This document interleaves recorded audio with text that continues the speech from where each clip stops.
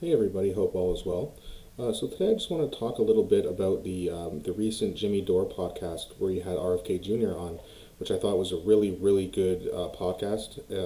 Probably one of the best episodes of the Jimmy Dore show I've seen. I've seen a lot of them, but it's a very good episode. You should definitely check it out if you haven't already. So a couple of things that I just wanted to talk about here was RFK Jr. did a really good job of explaining how the Democratic Party is trying to keep him out of office, right? And they're trying to like change these rules and make new rules and offer or not offer him from protection from the what do you call it, the Secret Service, which every other presidential candidate has got. They have denied him that. They've made it a law that if you campaign in New Hampshire, which RFK Jr. already has, your votes in Georgia and the Democratic primary will not count. So any time someone votes for you in Georgia, they're just going to throw away the vote. Now that to me, I know technically I guess it's legal because they've changed the rules, but how can you even make rules like that? That is so ridiculous, and they're just blatantly admitting that they're trying to screw this guy over. And if they keep making rules like that every time RFK Jr. gains some steam, he's gonna have a very hard time. And the other thing that he pointed out as well was that once you decide who which party you're gonna run for, that's it. Like they make you decide very early. RFK Jr. has already decided it's going to be for the Democratic Party, and now if when he gets screwed from winning the Democratic nominee, he has no choice. He cannot then switch and run as an independent. So, they make it so hard for somebody who's not part of the deep state, who's not part of the establishment to get into office. And, it's really wrong. And if we keep allowing them to do this, I don't know how we stop them.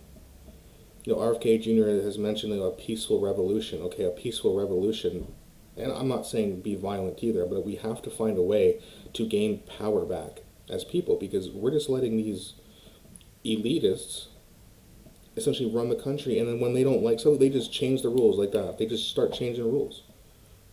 It's like, well, you can't just change the rules when someone else starts to win the game, right? It's blatant interference, and I don't know. I just don't know how they're going to get around this. I don't know what RFK Jr.'s campaign staff's plan is, but they got to figure out something because the odds are stacked so highly against him.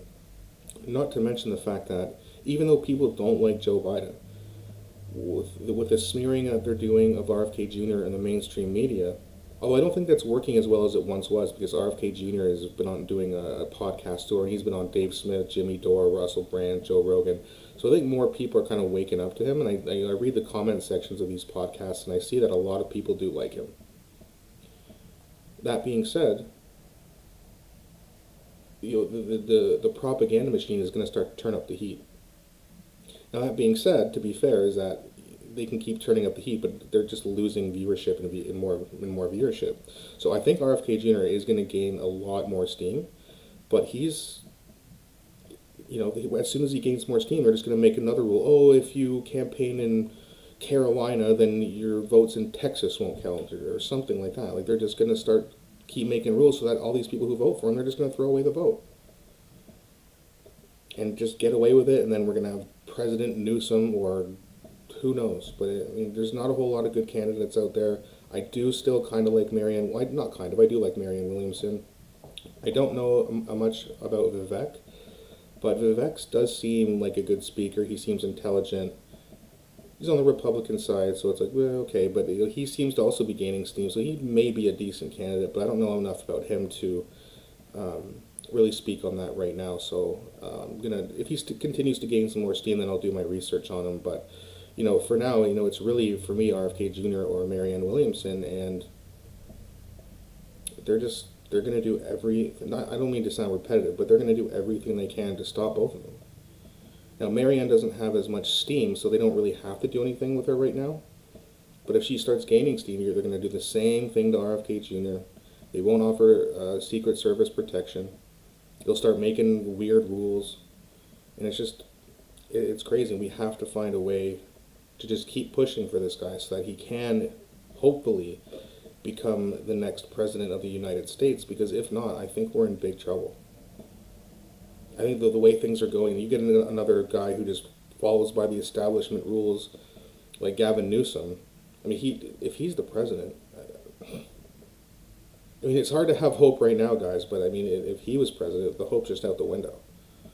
But I guess we'll have to see. Hopefully RFK Jr. just keeps campaigning and keeps pushing his name out there, and he keeps himself, at a really good spot, and he just kind of grows and grows and grows, hopefully. And then hopefully he somehow finds a way to win, but I just don't know. I don't see it. I don't have a lot of optimism on that, but hopefully I'm wrong. Hopefully he can get in there and start to make a real change, which is exactly what we need.